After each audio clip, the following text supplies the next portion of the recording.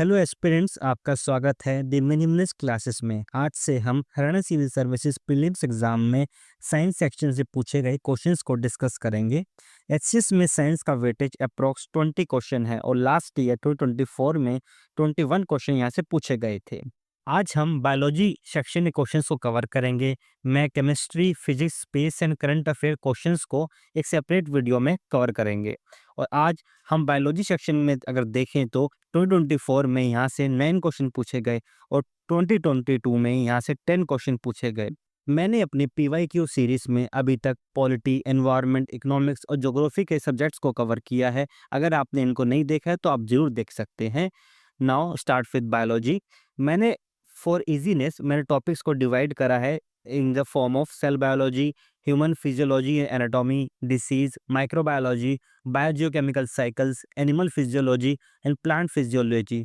और इसकी अगर आपको PDF डाउनलोड करनी है, आप मेरे टेलीग्राम चैनल से यहाँ से डाउनलोड कर सकते हैं। Let's start the topic human physiology and the anatomy.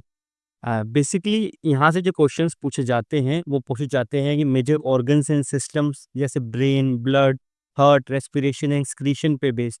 वही ह्यूमन एनाटॉमी में क्वेश्चन पूछे जाते हैं न्यूट्रिशन, डाइजेशन एंड रिप्रोडक्शन। अगर हम प्रीवियस ईयर क्वेश्चंस को ध्यान में रखें तो 2024 में यहाँ से 3 क्वेश्चन पूछे गए, ठीक है, और 2022 में यहाँ से 2 क्वेश्चन और 2014 में 1 क्वेश्चन। तो काफ़ी इंपॉर्टेंट टॉपिक है ये और HPSC इसके बारे में लगातार क्वेश्चन पूछ रही है। Let's start one by one. जब भी आप क्वेश्चन को देखें एटलीस्ट वीडियो को पॉज करें और क्वेश्चन को आराम से एक बार पढ़ें, ठीक है, उसको ट्राई टू सॉल्व करें, फिर हम इसको ज़्यादा अच्छे से समझ पाएंगे। Consider the following statement about adrenaline. हम पढ़ते हैं एड्रेनलिन के बारे में। एड्रेनलिन जो है वो आपका एक हार्मोन है release by the adrenal gland, जो बॉडी जिसकी वजह से बॉडी रिएक्ट क्विकली करती है in the case of the emergencies. और जैसे ही एड्रेनलिन होता है और जैसे ही आपकी बॉडी इमरजेंसी में कोई रिएक्ट करेगी तो क्या होगा, आप खुद सोचिए। आपकी हार्ट रेट इंक्रीज हो जाएगी, वहीं आपकी जो supply of oxygen to the muscles है वो भी वाइडनिंग होएगा, ठीक है, और उसकी वजह से आपका ब्रीदिंग रेट भी इंक्रीज हो जाएगा, ठीक। और it reduces the blood flow to the digestive system, क्योंकि उस समय डाइजेस्टिव सिस्टम को तो यूज होगा नहीं इन केस ऑफ इमरजेंसी, ठीक। तो अगर हम ऑप्शंस पे जाए तो यहाँ पे आप ऑप्शंस को जो आपने क्वेश्चन में पढ़ा है 3 to 4 स्टेटमेंट क्या कहती है, 3 और 4 कि increasing supply of blood to the digestive system, तो ये आपका रॉन्ग है। और ब्रीदिंग रेट डिक्लाइंस, ये भी आपका रॉन्ग है क्योंकि ये इंक्रीज होती है। जैसे आप थर्ड और फोर्थ को एलिमिनेट करते हैं, right option is B. Another question, consider the following statement.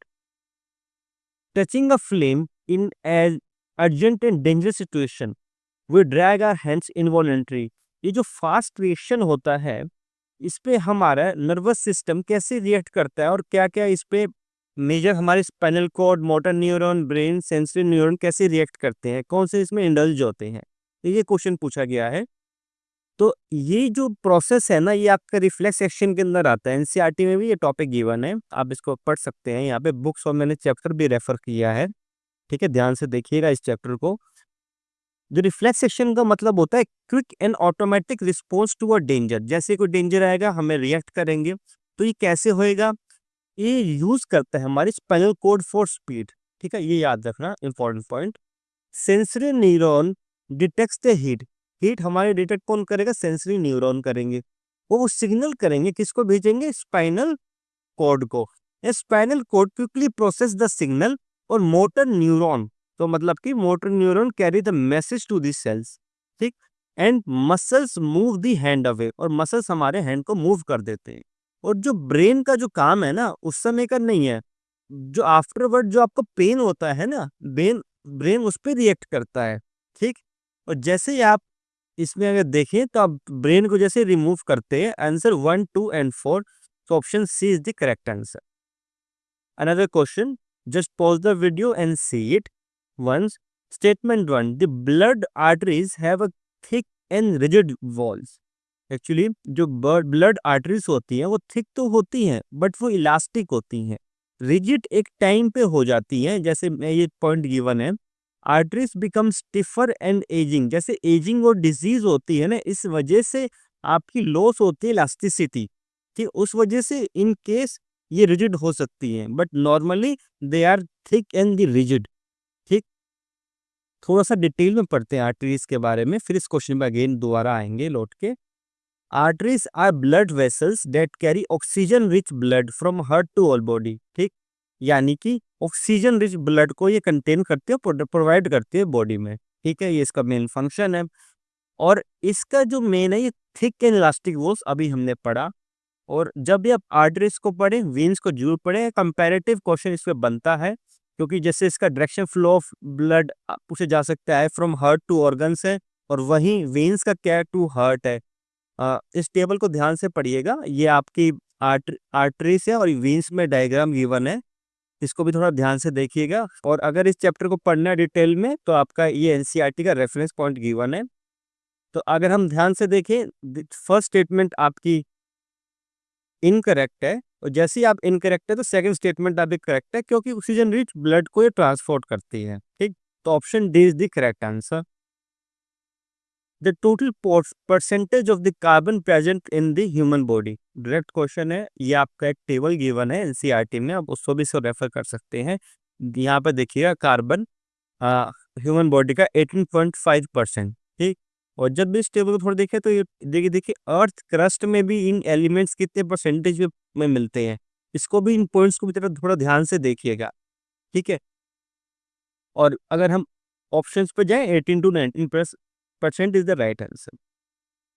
During expiration the air will leave the lungs when the pressure inside the lungs must become. ये जैसे हम सांस लेते हैं ना, उसके बेस पे क्वेश्चन है। एक्सपीरेशन जब हम करते हैं, हम जब सांस छोड़ते हैं, एक कंसेप्ट है ज्योग्राफी का, प्रेशर डिफरेंस का।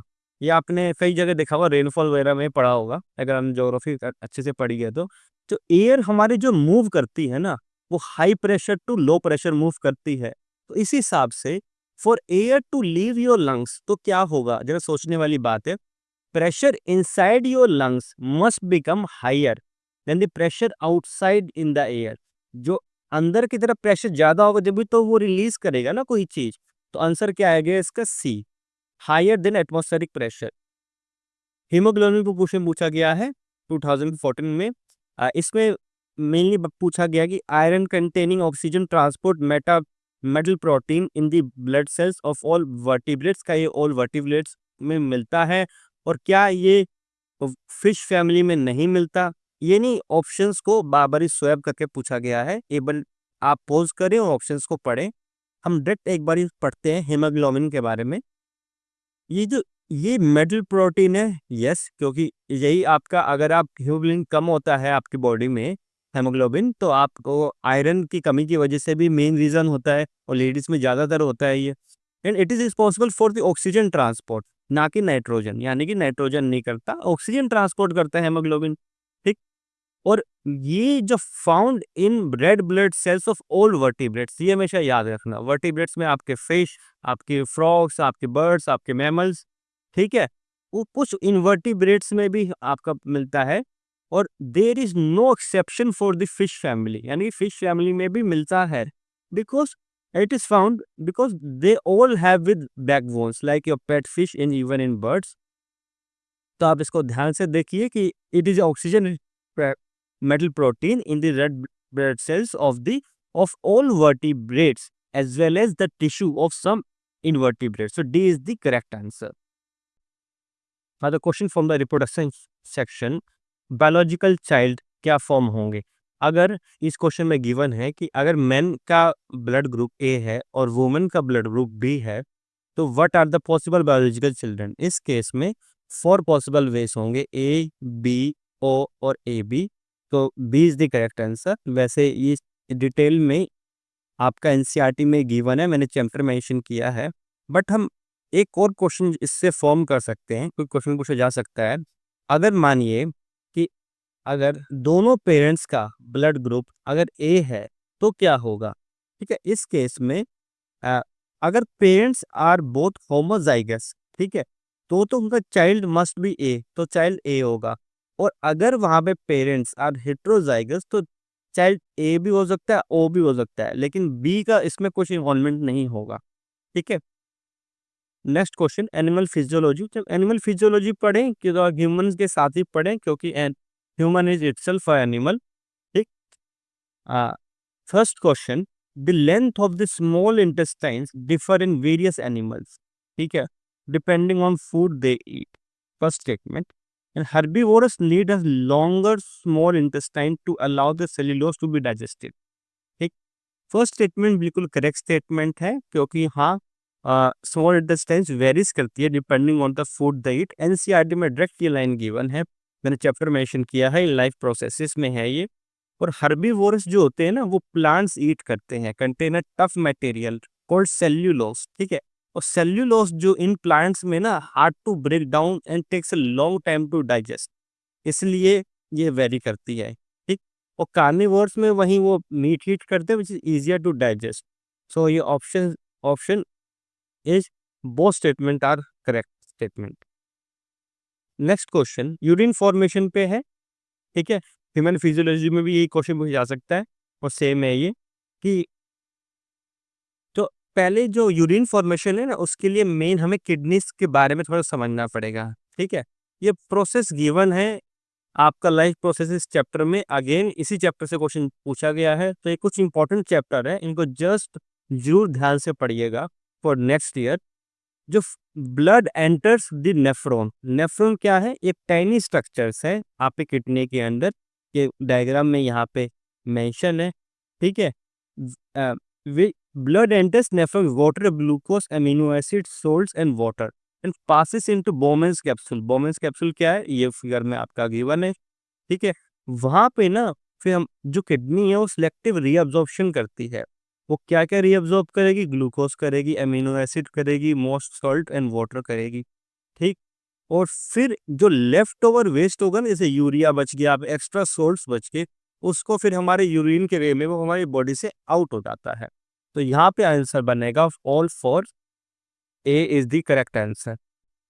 एचसीएस ने सेल बायोलॉजी से अभी तक 4 क्वेश्चन पूछे हैं, वो बेसिक क्वेश्चन है, आप एनसीईआरटी से उन क्वेश्चन में कवर कर सकते हैं।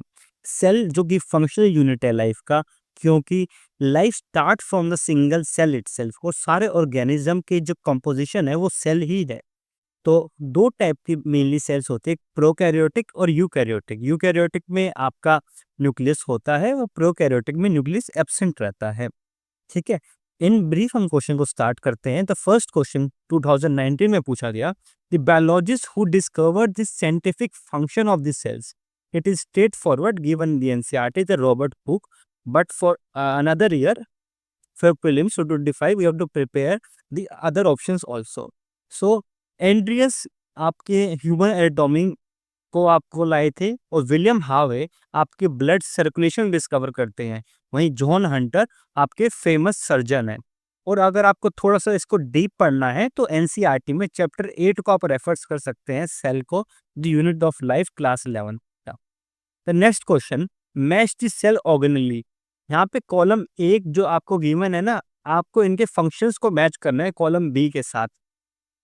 और एक टिपिकल सेल स्ट्रक्चर अगर हम एनिमल सेल का देखें, तो इसमें आपका जो मेन पॉइंट है गोल्जी अपरेटस, तो गोल्जी बॉडी जिसे कहते हैं, ये आपका जो use for storage and packaging purpose of the material, ये इसलिए यूज होता है। ये ट्यूबलेस स्ट्रक्चर्स है ना, और इन्हीं के लिए आपको 2 चीजें बॉडी को जैसे चाहिए होती है ना, कि फैट्स चाहिए और कार्ब्स चाहिए और प्रोटीन्स चाहिए बॉडी को, इसी तरह जो स्मूथ एंडोप्लाज्मिक रेटिकुलम है ना, ये आपका ना फैट्स प्रोवाइड करता है। ठीक है, और वहीं आपका जो राइबोसोम है, राइबोसोम ये यहाँ पे, ये आपको क्या प्रोवाइड करेगा, ये आपको प्रोटीन्स प्रोवाइड करेगा। ठीक, और यही जो गोल्जी अपरेटस है, ये आपका लाइजोसोम्स फॉर्म करता है। This is the lysosome. ठीक, और जो अब जो बॉडी एक्सक्रीट भी तो करेगी ना अनवांटेड मटेरियल को, तो इसका पर्पस है लाइजोसोम का क्लीनिनेस। ठीक है, इसको जरा सा और इसके सब पार्ट्स को, वन लाइन्स को आपको प्रिपेयर करना है for another year. The next question, living cells are not essential for, यानी कि किसके लिए लिविंग सेल्स की जरूरत नहीं है। इवेपोरेशन, इवेपोरेशन सिंपल एक फिजिकल प्रोसेस है, यहाँ पे वाटर वेपराइज हो जाता है, तो इसमें आपको जरूरत नहीं है। उसी तरह transpiration, the process is controlled by the living cell, process तो कंट्रोल्ड होता है लिविंग सेल से, but actual loss of water ना ये तो डेड सेल में भी हो सकता है, तो ये भी इसका आंसर नहीं है। तो गटेशन, गटेशन एक प्रोसेस होता है by the pressure driven by the root, so ये इस वजह से जो वाटर एक्सक्रीट आउट होता है, and the water can leave plants as a vapour और a droplet even if the plant cells are not alive, यानी जरूरत नहीं है कि आपके प्लांट्स की जो सेल्स है वो लाइव होनी चाहिए, क्योंकि ये जो होता है वो सन से, विंड से, प्रेशर से, ये सब चीजों से हो सकता है। ठीक है, तो इसके लिए इसका आंसर है डी। तो लिविंग सेल को ना इवेपोरेशन चाहिए, ना ट्रांसपिरेशन चाहिए, ना वेटेशन चाहिए।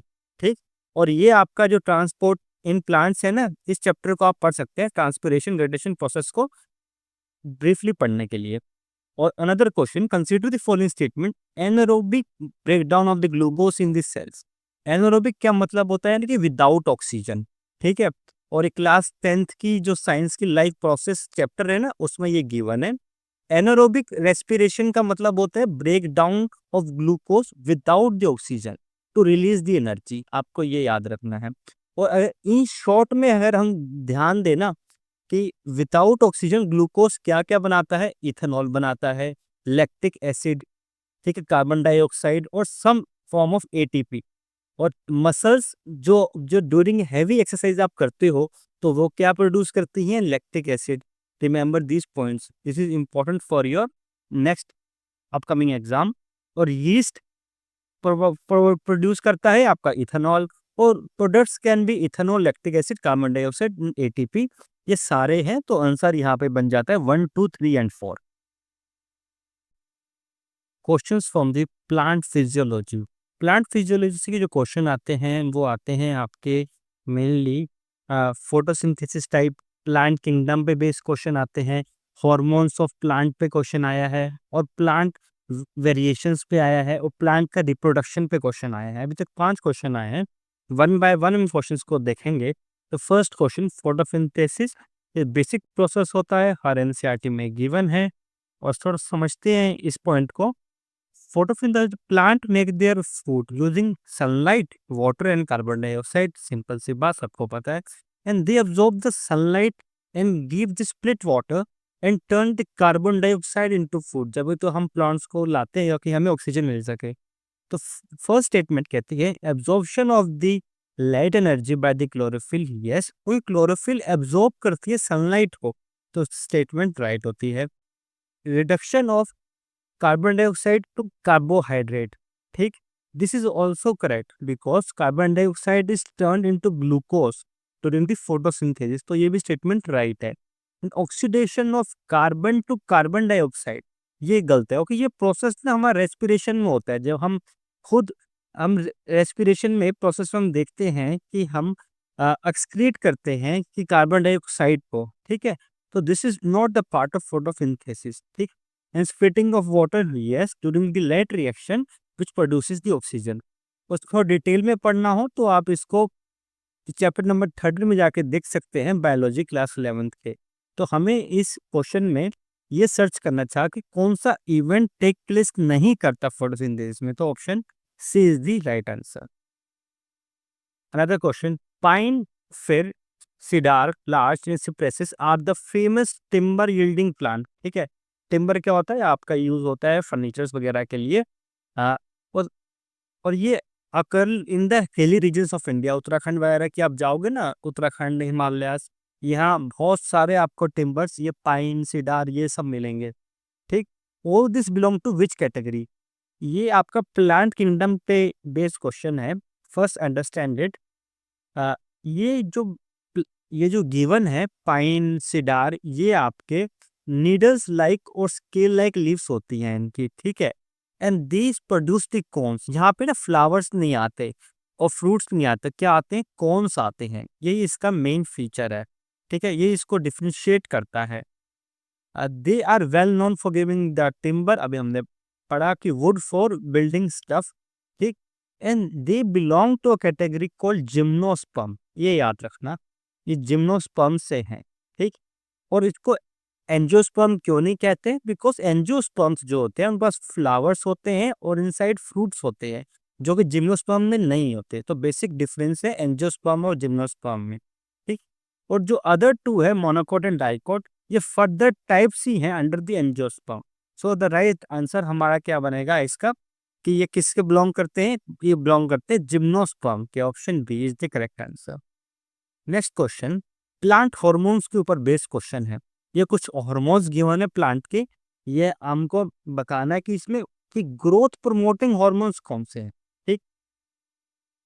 ग्रोथ प्रमोटिंग हॉर्मोन्स है आपका ऑक्सिन्स, ये आपका शूट्स और रूट की टिप्स जो होती है ना उस पर ये पाया जाता है। This help this stems grow longer and bend towards the light, जहाँ लाइट होता है उसकी तरफ इसको बेंड करवाता है ऑक्सिन, ये जरूर याद रखना। फर्दर डिटेल में कभी ना कभी एचपीएससी इस पे क्वेश्चन पूछ सकती है। And gibberellins help stems grow taller, ठीक। Cytokinins help cell divide quickly, important for fruits to seeds and grow, ठीक। और वहीं जो एब्सिसिस है वो आपके स्लो और स्टॉप करता है ग्रोथ को, ठीक। ये आपका ग्रोथ इनहिबिटिंग है, ठीक। और फर्दर आप इसको प्लांट हार्मोन सेक्शन में जाके पढ़ सकते हो, एनसीईआरटी में यहाँ पे रेफरेंस गिवन है। तो करेक्ट आंसर कौन सा होगा कि how many statements are the correct? The 3 are the correct, 1 2 and 3, B is the correct answer. Which of the following statement about the parasite are true? Parasite जो organisms होते हैं ना वो अपने ऊपर डिपेंड नहीं करते, ये होस्ट पर डिपेंडेंट होते हैं। For example the mosquitoes. और डोडर जो है वो एक प्लांट पैरासाइट है, का एग्जांपल है। आइए इसके बारे में कुछ जानते हैं।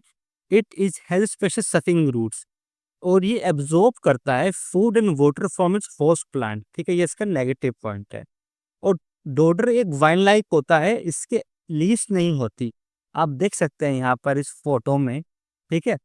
और मैनी स्पीशीज जो होते हैं ना ये डैमेज करती हैं क्रॉप्स को, डोडर की। And it loses its own root system and fully depend on the host, ठीक। तो जब आपके वन बाय वन में स्टेटमेंट को हम देखते हैं तो answer D is the correct answer.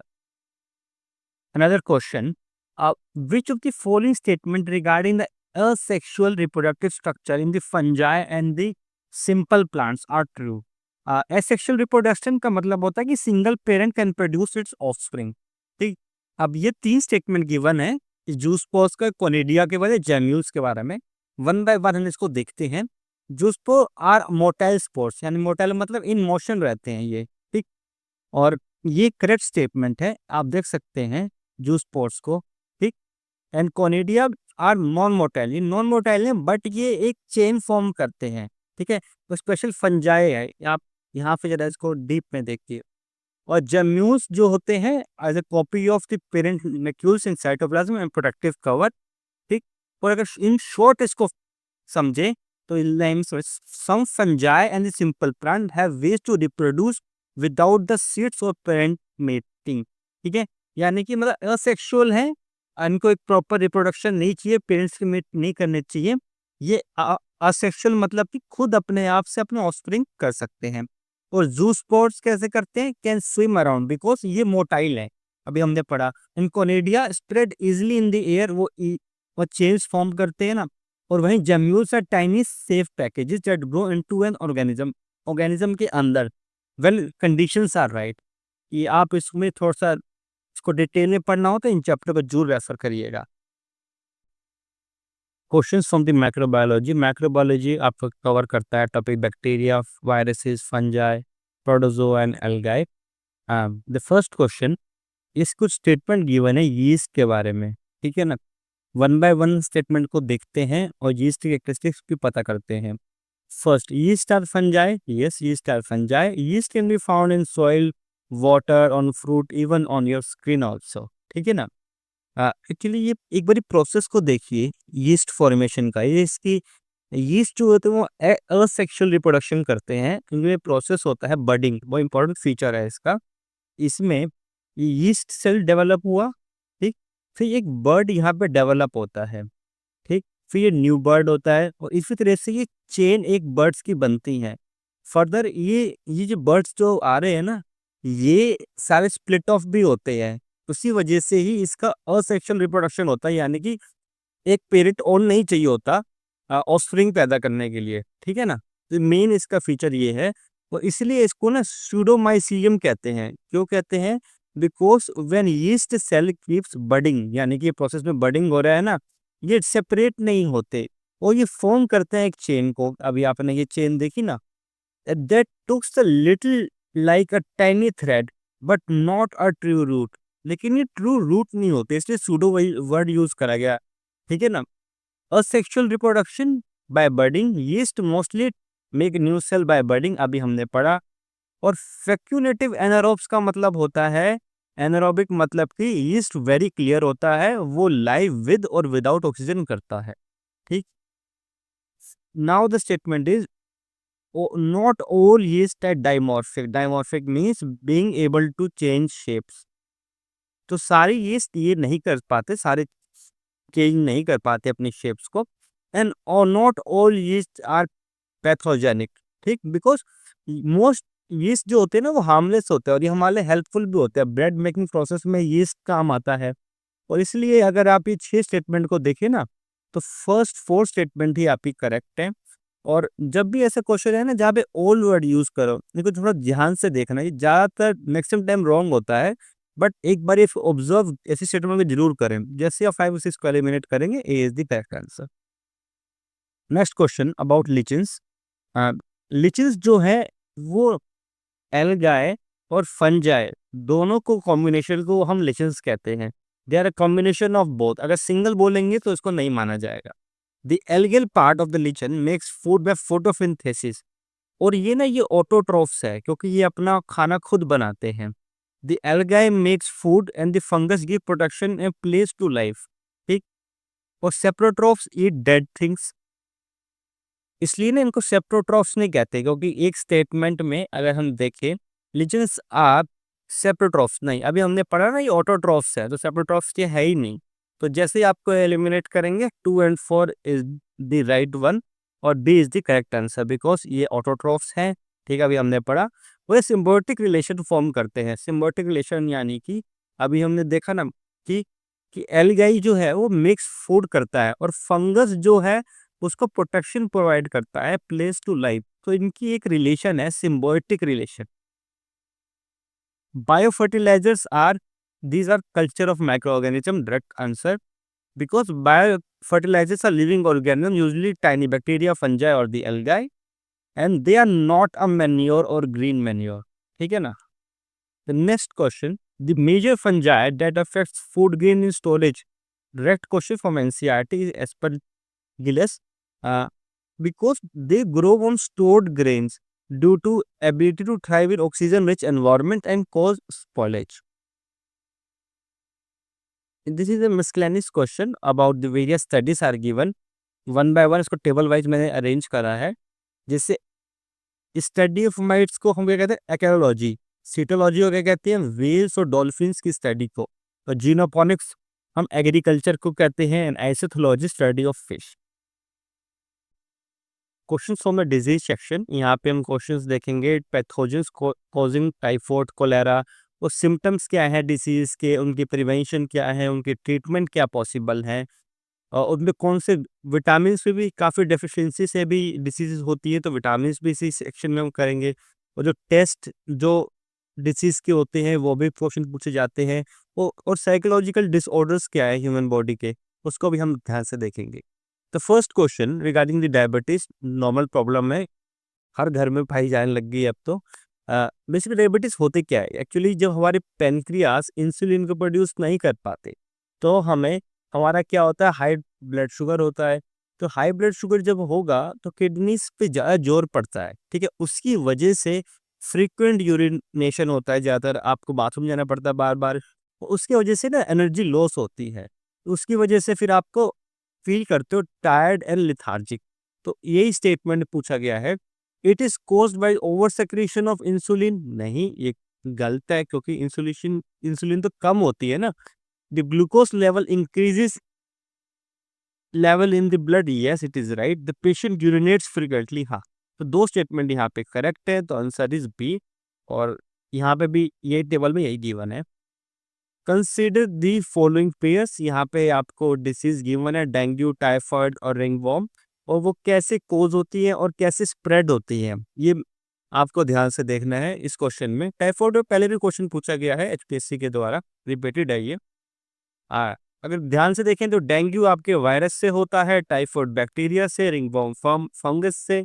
और ये स्प्रेड कैसे होता है, फॉर एग्जांपल कि टाइफाइड आपके वाटर और फूड से होता है, और और आपका रिंगवॉर्म कैसे होता है, ये होता है कांटेक्ट जब आप करते हैं। तो अगर आप ऑप्शंस के बाद मैच करेंगे ना, तो टाइफाइड ही ऑप्शन इस पेयर में करेक्ट गिवन है, ये दोनों में आपकी ऑप्शन ही गलत है, ठीक है ना, इस टेबल को याद रखिएगा। Next question, which of the following group of disease comprise genetic disease. Genetic यानी इनहेरिटेड है, हमें किसी से अपने जो पेरेंट्स है ना उनसे डिसीज को हम जेनेटिक डिसीज कहते हैं। सिकल सेल क्या है, ये ब्लड डिसऑर्डर है जो हमें present from the birth itself होता है, ठीक है। और हेमोफिलिया में ब्लड डजंट क्लॉट प्रॉपरली, ठीक है। और ये क्यों होता है, missing in the X chromosome, genes से होता है, तो जीन्स तो जेनेटिक ही हुआ। तो down syndrome, that an extra copy of chromosome 21 यहाँ पे होती है, ठीक। और वहीं है एड्स और हेपेटाइटिस, तो आपको पता ही है कि वायरसेस से होते हैं। तो करेक्ट ऑप्शन इज डी, यहाँ पे डी ऑप्शन करेक्ट है, sickle cell, haemophilia and Down syndrome. Next question, again disease given है और इनसे हमें क्या क्या होता है ये गिवन है, फीवर हो रहा है या वॉमिटिंग हो रही है एक्सेट्रा। और जैसे ही आप इनको देखेंगे, टाइफाइड के में क्या होता है, आपको हाई फीवर होता है, टमी एक होता है। और कॉलेरा में क्या होता है, आपको क्या होता है, सिक एंड थ्रोइंग या पल्स फीलिंग होती है। ट्यूबरकुलोसिस में आपको कंसिस्टेंट क्या होती है, कफ होता है। और चिकन पॉक्स में क्या होते हैं, रेड स्पॉट्स दिखते हैं ना, तो वही आप इनको मैच करेंगे, option B is the correct answer. Direct आप लेकिन तो आपको याद करना है, ऐसी और भी डिसीज जो भी है करंट में भी उनको भी ध्यान रखना है। और patient suffering from stomach pain, ठीक है, एंड इंडाइजेशन, तो डॉक्टर एडवाइस करता है प्रोबायोटिक्स, ठीक है। अब प्रोबायोटिक्स समझते हैं क्या होता है। प्रोबायोटिक्स आपने ये चीज देखी है, काफी मॉल्स में भी होती है, रेनानल्स की फैक्ट्री भी है, याफुल्ट की, बड़ा फेमस है। ये प्रोबायोटिक ही है, और इसको हम जब ही लेते हैं कहते रिकमेंड करते हैं, ताकि ये गुड बैक्टीरिया की तरह हमारे काम करता है बॉडी में, ठीक है। और प्रोबायोटिक जो है ना, वो helps put good bacteria need for the healthy digestion. जब हमारी स्टमक अपसेट हो जाती है ना, तो हम इन चीज़ों को ले सकते हैं। तो इसका ऑप्शन है क्या होगा, beneficial bacteria for healthy digestion. Another question, doctor recommend RT PCR test for कोविड-19 पेशेंट्स, ठीक है। देखा होगा आपने कोविड-19 में जो एक आरटी-पीसीआर टेस्ट काफ़ी फेमस था, बार-बार ही होता था। जो कोविड-19 था ना, उसके पास ना डीएनए नहीं था, उसके पास क्या था, उसके पास आरएनए था, ठीक है। तो यही इसमें पूछा गया कि RNA of the virus test होता है इसमें, ठीक। अनदर क्वेश्चन, एटमोफोबिया इज द फियर ऑफ, तो vomiting, spider, heights and tunnels. Actually एटमोफोबिया वॉमिटिंग से रिलेटेड है, लेकिन हम और भी सीरियस देखते हैं, स्पाइडर का कौन सा है, हाइट का कौन सा है, क्योंकि नेक्स्ट ईयर के लिए।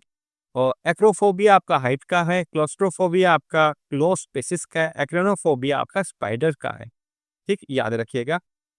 एनसीईआरटी में इस चैप्टर में भी गिवन है, फिजिकल साइकोलॉजिकल डिसऑर्डर्स में, ठीक है।